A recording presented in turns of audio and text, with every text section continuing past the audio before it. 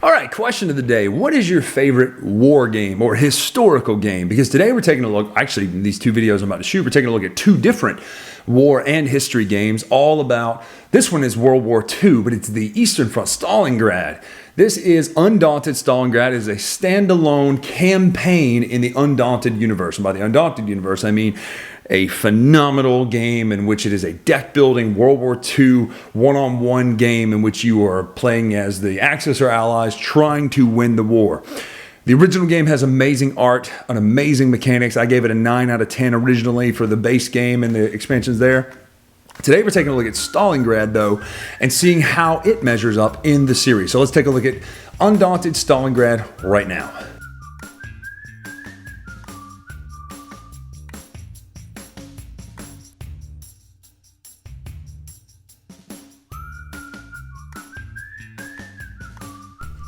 All right, so this is Undaunted Stalingrad. Now notice it's already bigger by a quarter of a box than the regular Undaunted. It's a big expansion, a lot of stuff in here. So I'm gonna open this up and show you kind of what comes in it.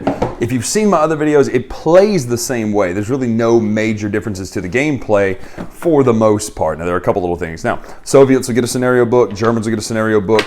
In here, it's got a lot of flavor text missions, and then in the back, depending on which mission you're going to play, it tells you how to set them up. So for instance, the way this works is if you win one, you might play mission 21. If you lose one, you might play mission 22 as the Germans. Well, you'll both play the same mission, but my point is, depending on who wins each mission or each scenario will be the next mission that you play. Rule book's in here, it's great. It's got regular rules if you just want to do some one-offs as well as the campaign. In here, I want to show you the baseline deck. This is important rather than me dig it out of here. Because again, I'm not doing a full teach because you've seen me teach this now 3 times. So this is more of an overview of what comes in this that makes it different. So there's your baseline deck. You get a platoon sergeant, squad leader B, rifleman AB, scout AB, and 2 fog of war. Now, the way this works is it is a deck builder. Now you do have a map book too that tells you how to set up each board. Now I want to show you this really cool thing in the bottom right.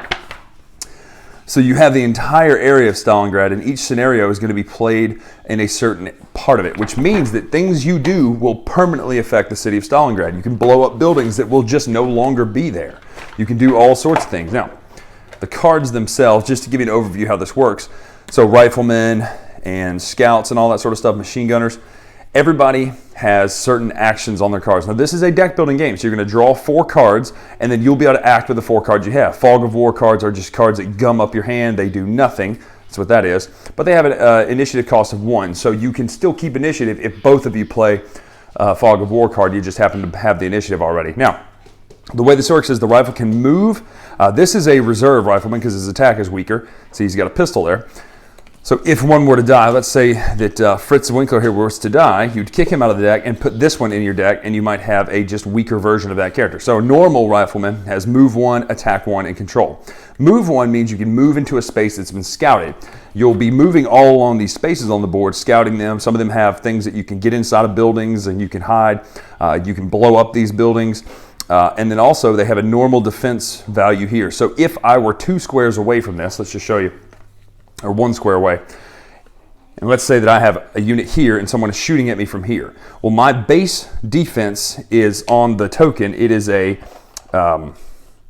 4, as seen here. Rifleman's defense is 4. If I'm standing here, it's a 5 if they're in the same square. If they're not in the same square and they're shooting outside from into the square, I would take the building bonus, which would make it a 7. They would have to roll that number or better. So that's kind of how the map and stuff works. Now there's A side tiles and then B side versions of each tile. So 103B has a destroyed building in here. You don't have to look exactly what it is, but don't want to ruin the campaign stuff for you, but it's a destroyed building. So this is permanently destroyed and it loses some of that value that it would have normally. You're going to attack by rolling dice. You would roll the amount of dice shown there, and the control means that if there's a marker on the board that you need to collect or take control of, you would use that action. Now, how this works is, let's just say that my hand is 3 Rifleman B. Now, normally 1 card, 1 action, but that doesn't mean 1 card, 1 action per character. It means that my Rifleman B, if this was my hand, and let's just say I had a Fog of War, I could move, I could attack, and I could control all with the same hand here with 1 group on the board. So technically I can move, and then attack if I wanted to, or I could move, control, or I could move, attack, control if they were for my hand. Now, had I had Rifleman A, Rifleman B, then I could only move Rifleman A with the A cards and B with the B cards. That's what the whole squad-based thing setup is. There are planes in this, there are tanks in this, there are snipers in this. There's all sorts of content that you can unlock in the box as well to really open and see kind of what's in there. So lots of great content in the game as well. Now, that pretty much covers it as far as what's in the game. There are tunnels, there's all sorts of stuff, but there's plenty of stuff to do in Stalingrad that just makes it such a rewarding experience. But there's also like 16 different missions to play through as well. And obviously this is going to look double because it's double listed for the ones and twos, 43, 44, or 11, 21, 22. But it shows you how to set up the map and gives you all the pertinent information you need. So that's what comes in Undaunted Stalingrad.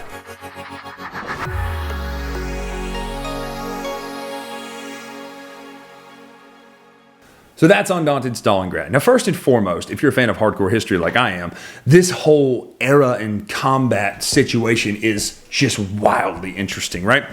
But as far as the game, now when I do reviews, we talk art direction, and we talk gameplay and how those flow into each other. So first and foremost, we're going to talk art.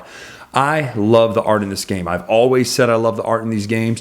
The artist is one of my favorite, and each individual soldier is listed and used.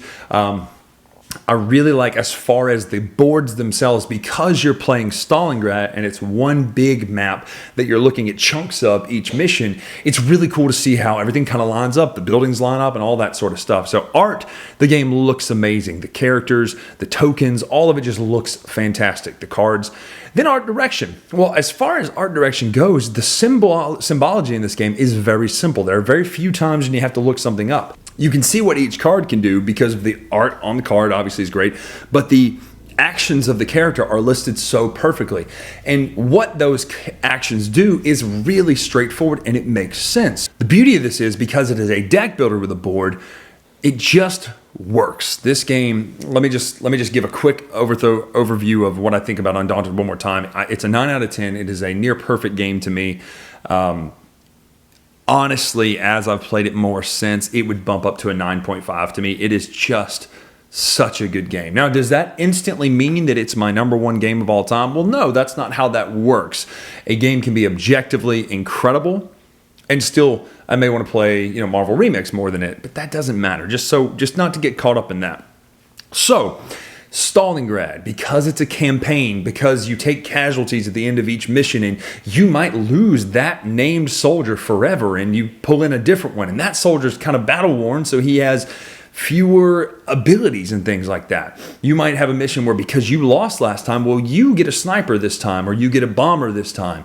You might have missions where you're blowing up buildings, and those stay permanently destroyed because you are semi-permanently, because it's a campaign, not a legacy, destroying and changing the map. This game is just amazing.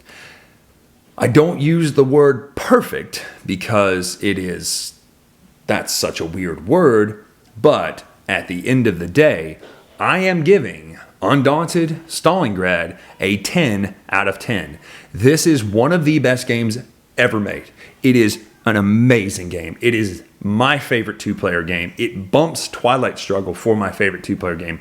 It's my favorite deck builder of all time, and it's also my favorite war game of all time, and it's also my favorite historical game of all time. Now, you know my high praise for Twilight Struggle, so the fact that this bumps it is a lot. So, Undaunted Stalingrad, because of all that it offers over a game that I gave a 9.5 already, this is a 10 out of 10.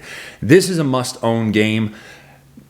I say that, now Carla's not going to play this game because it's just not her genre. But for me, in my taste, Undaunted Stalingrad is a 10 out of 10. It is a must-buy. Go get this game. If you love history, if you love war games, if you love deck builders, it's a perfect game. It's just so good. The art is there. It's so well thought out. The campaign, how the permanent changes work, how if you lose or win, it works. It's just a perfect game. So 10 out of 10, Undaunted Stalingrad. Love, love, love this game. Go get it right now. So that is Undaunted Stalingrad. I'm Brian Drake here on the Dice Tower. Make sure to follow us on Twitter, Instagram, etc. at Dice Tower Brian. Until next time. Oh, make sure to go out and check on the merch store. We're doing really great on the merch store.